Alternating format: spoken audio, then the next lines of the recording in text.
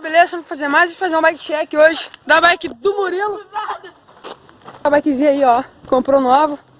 Faz que 2 dias ou 3, sei lá. Então vamos começar o bike check aí. Começando aqui então, freio hidráulico, Absolute. O guidão, WG. Mesinha da Zoom. Caixa de direção, Neco.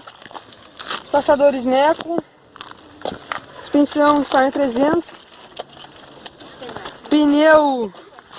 Que pneu é esse aqui, gurizada?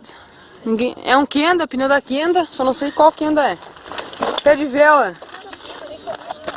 Pé de vela é um Sugina. Que marca diabo que é essa?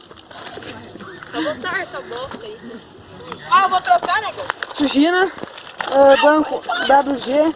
Canote Absolute, igual o meu. Pedal Neco. Pinça Absolute. Disco normal, simplesão, igual o meu também. Sério, ficou bem mais fresco, nem vou lavar mais. Cubos Vela Force.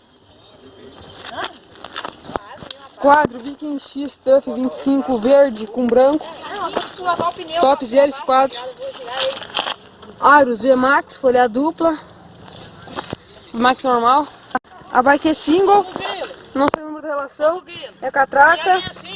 Câmera Shimano, tá servindo como guia. Tá servindo como esticador.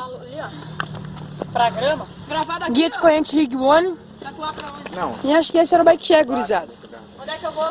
Esse é o bike check top aí. Então agora acompanha os pulinhos dela aí.